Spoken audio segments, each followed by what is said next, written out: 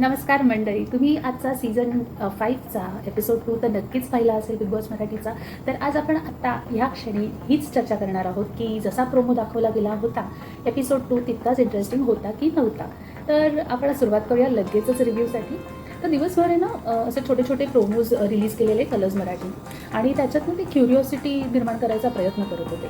तर त्याच्यात ते पाणीबंदचा तर म्हणा प्रोमो कालच आलेला एपिसोडच्या एंडला, ग्रँड प्रीमियरच्या एंडला, तर ते अपेक्षितच होतं. नंतर इंस्टाग्राम हँडलवरनं त्यांनी अजून एक प्रोमो रिलीज केला होता ज्याच्यात निकी आणि वर्षा उसगावकर यांच्यात थोडंसं भांडण झाल्यासारखं दाखवत होते की तिथे त्या मेकअप करत बसल्या होत्या आणि बिग बॉसने सगळ्यांना लिव्हिंग रूममध्ये एकत्रित व्हायला सांगितलेलं होतं आणि त्या उशीर करत होत्या ह्याच्या सगळ्यावर. पण चक्क हे दाखवलंच नाही. आणि ज्याकरता असा जो प्रोमो दाखवला असेल त्यांनी, तेवढी व्ह्युअरशिप तर त्यांना नक्कीच मिळालेली असणार आहे. पण जर का त्यांनी ते दाखवलं नाही तर जे दाखवलं आहे ते इंटरेस्टिंग होतं का? तुम्हाला काय वाटतं मला कमेंट्समध्ये जरूर कळवा. आपण सुरुवात करूया डिटेल रिव्ह्यूसाठी. तर मी आज सगळं लिहून आणलं आहे, विसरू नये म्हणून. तर सर्वात पहिल्यांदा ओव्हरऑल एपिसोडमध्ये वर्षा उसगावकर यांचा थोडासा डॉमिनन्स दिसून येत होता. त्यांचा त्याचा प्रयत्न दिसून येत होता की मी म्हणजे काहीतरी ग्रेट किंवा असं काहीतरी थोडासा त्यांचा सूर वाटला. उदाहरण द्यायचं झालं तर टॉयलेटबद्दल त्या जे बोलल्या की जे वापरलेलं होतं टॉयलेट ते त्याच्यात हायजीनबद्दल विचार केलेला नव्हता किंवा हायजिनिकली ते वापरलं नव्हतं, त्यामुळे हे असं करायला पाहिजे, ते तसं करायला पाहिजे. आणि मग घरात पण दोन बाजू वेगळ्या करायला पाहिजेत, मुलींची बाजू वेगळी, मुलांची बाजू वेगळी, बेड्स वेगवेगळ्या बाजूंना असले पाहिजे. असं सगळं म्हणजे अर्थात त्याच्या मागचं इंटेन्शन चांगलंच असेल, पण त्या हे कदाचित विसरतात की त्यांच्याबरोबर जी लोकं घरात आहेत तो सगळा क्राऊड यूथ आहे आणि तरुण आहे, फेमस आहेत ते सुद्धा. त्यामुळे ते लोकं ह्यांचं असं सांगणं कितपत ऐकून घेतील हा एक मोठा प्रश्नच आहे. मला वाटत नाही आहे ते ऐकून घेतील आणि त्याची नेमकी झलक आज बघायलाच मिळालेली आहे. त्याच्यात म्हणजे निकी मी तर स्ट्रेट त्यांची डिक्टेटरशिप एकदम मोडीत काढलेली आहे.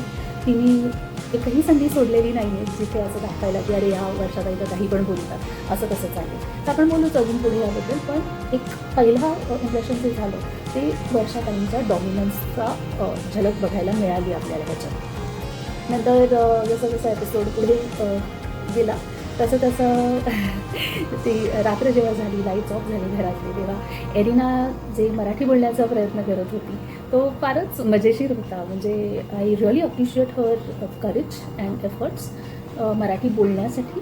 पण तिला ते काही खास जमत नव्हतं आणि तिची खिल्ली पण उडवण्यात येत होती, पण तरीसुद्धा ती दटून राहिली, ती बोलत राहिली, ती प्रयत्न करत राहिली. पण तिचा जो काय प्रयत्न होता तो मजेशीर असला तरी फार गोड होता. त्याच्यापुढे एक सूरज थोडा वेगळा कॉन्टेस्टंट आहे या सगळ्यांमध्ये. त्याची स्टोरी त्यांनी सांगितली की क्वाईट अ सॅड स्टोरी, म्हणजे असं कोणाच्याही बाबतीत होऊ नये. आपण बोलूया त्याबद्दल. पण एक जी छोटीशी गोष्ट मला जाणवली की एवढ्या मोठ्या घरात सूरज कदाचित हरवून गेल्यासारखा वाटत होता. त्याला जमत नव्हतं घर कसं आहे काय आहे. एक छोटंसं उदाहरण द्यायचं झालं म्हणजे तो टॉयलेट एरियामध्ये होता आणि त्याला टॉयलेटचं दार कसं उघडायचं हे लक्षात येत नव्हतं. वर्षाताईंनी त्याला मदत केली.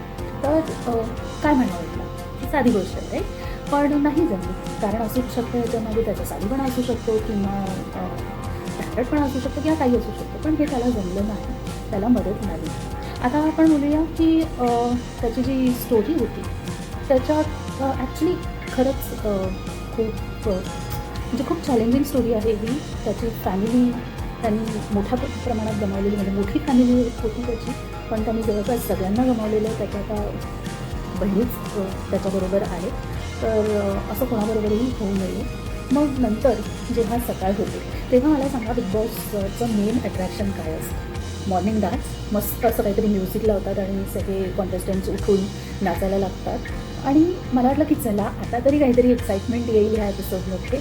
पण गुड मॉर्निंग डान्ससुद्धा एकदम सोच होता. म्हणजे काहीच नव्हतं त्याच्यात. नाचले सगळे कॉन्टेस्टंट्स नाचले, पण यार मजा नाही. कोणाकोणाला सीझन 3चा गुड मॉर्निंग डान्स आठवतं? काय नाचायची ती लोकं, काय नाचायची. आणि त्याच्यानंतर सारंगे बिग बॉस हे कोणाला आठवतं? तर आजचा गुड मॉर्निंग काहीही इम्पॅक्टफुल नव्हतं, डान्स इम्पॅक्टफुल नव्हता. अर्थात कदाचित पहिलीच सकाळ आहे तिकडची. त्यांचं ग्रँड प्रीमियरची एंट्री खूप उशिरा झालेली, खूप उशिरा झोपलेले, सकाळी खूप उशिरा झालेली, असं सगळं असेल. अजून सगळीजणं मुरली नाही आहेत त्या घरात म्हणून असेल कदाचित. पण जो इम्पॅक्ट यायला हवा होता तो काही आलेला दिसला नाही. तुम्हाला डान्स आवडला का गुड मॉर्निंगचा? मला कॉमेंट्समध्ये जरूर कळवा. मग एक सीन आहे ज्याच्यात सगळेजणं फ्रेश होत असतात टॉयलेट एरियामध्ये आणि तिकडे आर्या असते, वर्षाताई असतात, पॅडी असतो आणि अजून पण लोकं असतात. आणि अचानक वर्षाताईंच्या लक्षात येतं की अरे पाणीच नाही आहे. आणि मग एकच बोंबाबोंब सगळीकडे, पाणी नाही आहे, पाणी नाही आहे, पाणी नाही आहे. आणि त्यांचा जो प्रश्न होता की मला तर सगळं अवेलेबल असलं पाहिजे, पण का सगळं अवेलेबल कसं असेल तुम्हाला? तुम्ही त्याच घरात राहता ना जिथे बाकीचे कॉन्टेस्टंट्स राहत आहेत. मग जर त्या घरात पाणीच नसेल तर मग ते कोणालाच नसणार आहे, तुम्हाला स्पेशली का असेल? पण त्यांच्या म्हणण्याचा मुद्दा हा होता की त्यांच्याकडे जे पॉवर कार्ड आहे त्याच्यामुळे त्यांना सगळ्याच गोष्टींचा ॲक्सेस असला पाहिजे. तर इथेच त्यांचं जे अंडरस्टँडिंग आहे त्यांच्या पॉवर कार्डबद्दल ते अगदीच चुकीचं होतं हे लक्षात आलं.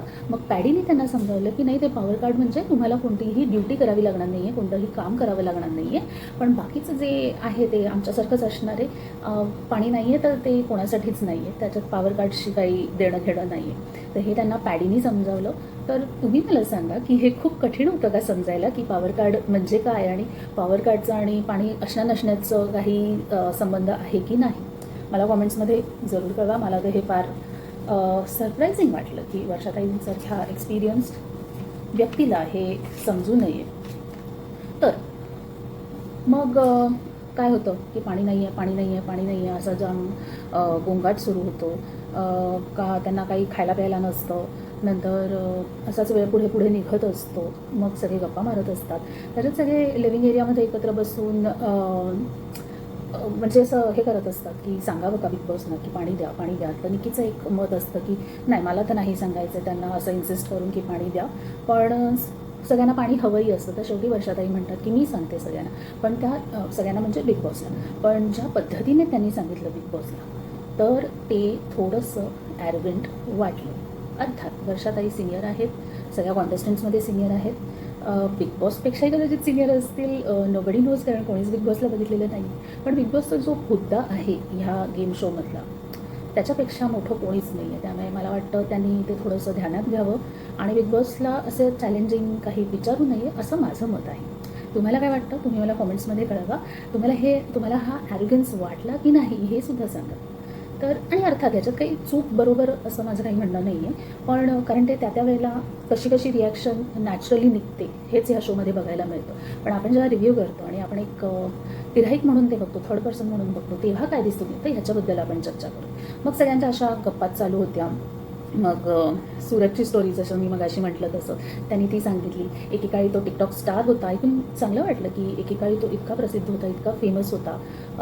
कशी एवढी फेम मिळाली that is a different story आणि त्याचं उत्तर माझ्याकडे नाही आहे, पण मिळालेली आणि चांगलं होतं त्याचं सगळं. तो रिबिन कापायला त्या टिकटॉक नाही, कोरोनाच्या वेळेला टिकटॉक तेव्हाच होता म्हणा, तेव्हा तो रिबिन कापायला 80,000 रुपये घ्यायचा.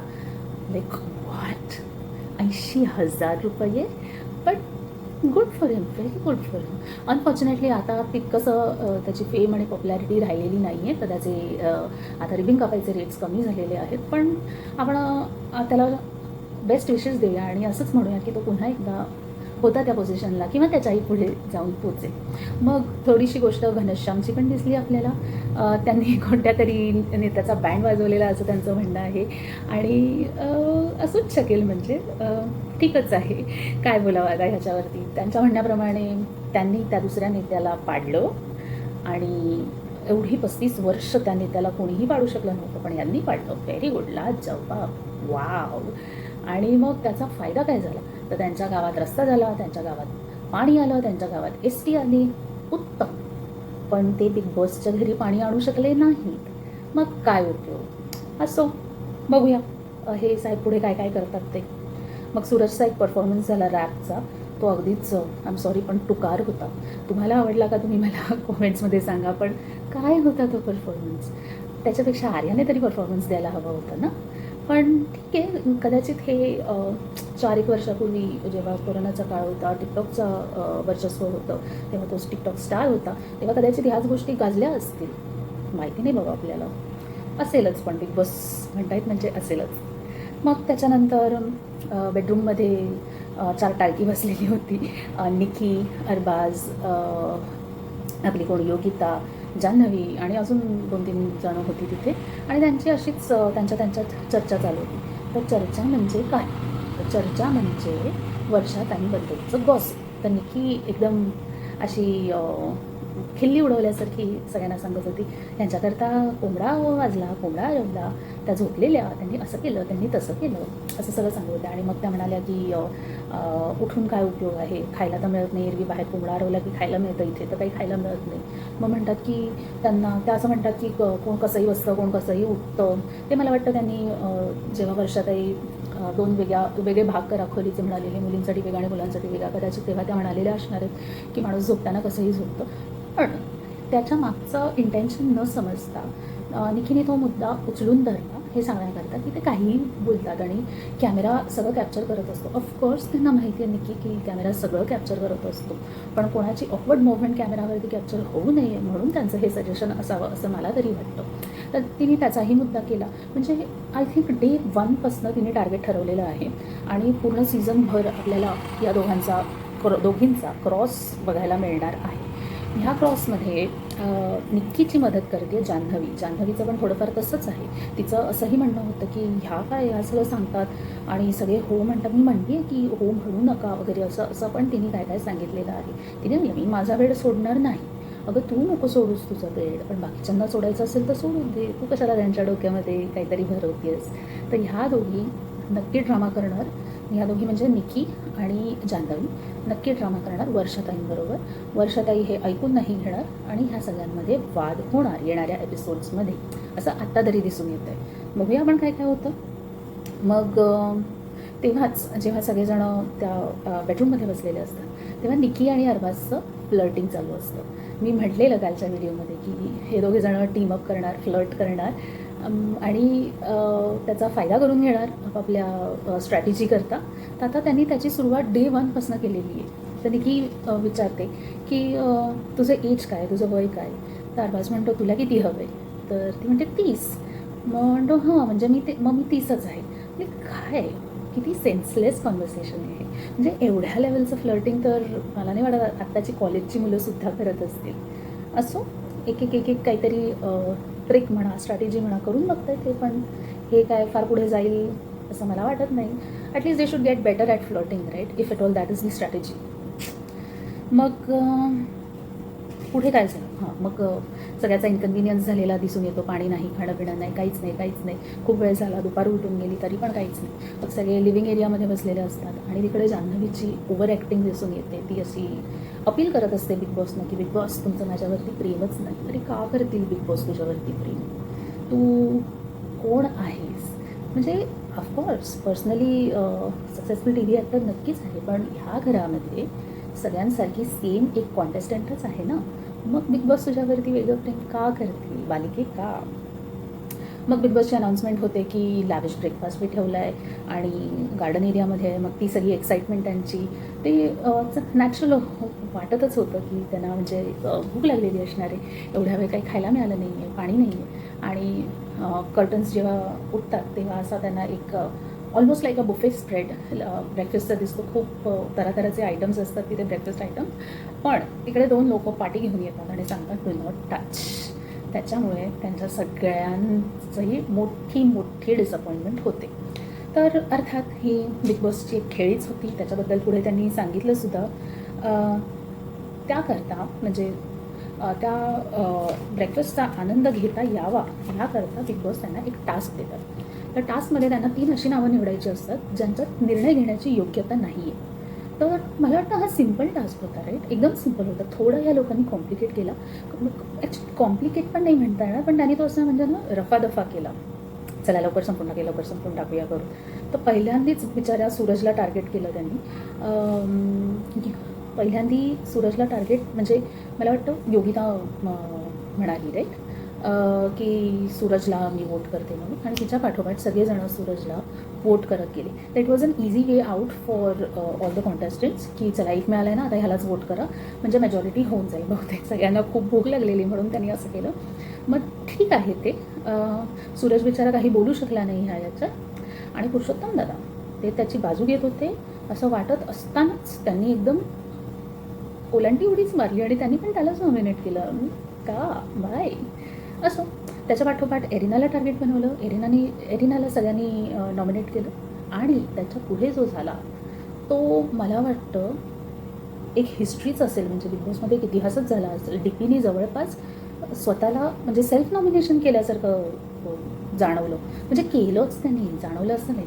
कोणीतरी एक म्हणालं की या दादाला आपण करूया, डीपी दादाला वोट करूया, आणि असं बाकीचे सगळे निखिल आणि अरबाज आणि असे सगळे खूप बोलायला लागले. सगळेच कॉन्टेस्टंट्स एकमेकांच्यात खूप बोलत होते आणि असा गोंधळ कल्ला करून त्यांनी त्याच्याकडनं हो म्हणून घेतलं. तुला मान्य आहे ना, तुला कबूल आहे ना, तू ॲक्सेप्ट करतो ना, मग तू असं. आणि डीपीने केलं पण. अरे का केलं? लढायचं ना ते, का नाही लढला? त्याच्या या निर्णयाचं कौतुकही झालं. कौतुक सगळ्याजण कौतुकही झालं पुढे. आणि मी तर म्हणेन त्यांनी स्वतःचा बळीच दिला होता हा निर्णय घेऊन. तर हा निर्णय घेऊन त्यांनी हे सिद्ध केलं होतं की खरंच तो निर्णय घेण्याच्या योग्य नाही आहे. तर मग आता त्याच्यापुढे खास काही झालं नाही. त्याच्यापुढे हे सांगितलं की तुम्हाला हा ब्रेकफास्टही मिळणार नाही आहे, म्हणून सगळ्यांची डिसअपॉइंटमेंट झाली. थोडासा सगळ्यांचं कौतुक केलं बिग बॉसने सगळ्यांच्या बुद्धिमत्तेचं, आणि मग सगळ्यांना परत आतमध्ये पाठवलं. मग थोड्या वेळाने फ्रूट्स आले. सगळे खूप भुकेलेले होते, तर त्यांना ते फ्रूट्स बघून फार आनंद झाला. नॅचरली लगेच पाणीही आलं आणि लगेच एपिसोड संपलाही. तरी पण झालं काय एपिसोडमध्ये? काहीच तर झालं नाही, काहीच इंटरेस्टिंग झालं नाही. एपिसोडच्या शेवटी फक्त एक प्रोमो होता ज्याच्यात दाखवलं की हे तिघे जे आता नॉमिनेट झालेत टास्कमधनं, त्यांना उद्या काय करायला मिळणार आहे किंवा काय बघायला मिळणार आहे आपल्याला त्यांच्याकडून. तर काहीतरी त्यांना बीबी हॉबमधनं राशनचं सामान विकत घ्यायचं आहे, जे बीबी करन्सी होती. ग्रँड प्रीमियरला प्रत्येकाला 10,000ची करन्सी दिलेली होती त्याच्याप्रमाणे. आणि ज्यांनी म्हणजे आता ह्या तिघांना खरंच खूप स्कोप आहे ह्या टास्कनंतर त्यांचं फुटिंग स्ट्रॉंग करण्याकरता. कारण की त्यांना सगळ्यांनी असं वेगळं काढल्यासारखं नॉमिनेट केलेलं आहे. पण ॲक्च्युली जर का प्रोमो जो दाखवला आहे तो बघता असं वाटतं आहे की त्यांच्याकडे इनफॅक्ट पॉवर येणार आहे. तर त्यांनी ती हुशारीने पॉवर वापरायला हवी. त्यांनी योग्य ते आयटम्स चूज करायला हवे, आणि एकेकाला बरोबर सरळ करण्याचीही संधी त्यांना त्या डिसिजन मेकिंगमध्ये मिळू शकते. आता हे पाहण्यासारखं असणार आहे की ते नक्की काय करणार आहेत, हेही पाहण्यासारखं असणार आहे की कलर्स उद्या कोणता प्रोमो रिलीज करतो आहे, आणि हेही पाहण्यासारखं असणार आहे की रिलीज केलेला उद्याचा प्रोमो उद्याच्याच एपिसोडमध्ये बघायला मिळतो आहे का नाहीच मिळत आहे. तर असो, तुम्ही मला कॉमेंट्समध्ये जरूर कळवा तुम्हाला एपिसोड नंबर 2 कसा वाटला. आपण रोज याबद्दल चर्चा करत जाऊया, रोज एपिसोड रिव्ह्यू करत राहूया. उद्या मी परत येईन तुम्हाला भेटायला. तोपर्यंत तुम्हाला जर का व्हिडिओ आवडला असेल तर व्हिडिओला लाईक करा आणि माझ्या चॅनलला सबस्क्राईबसुद्धा करा. Bye bye, good night.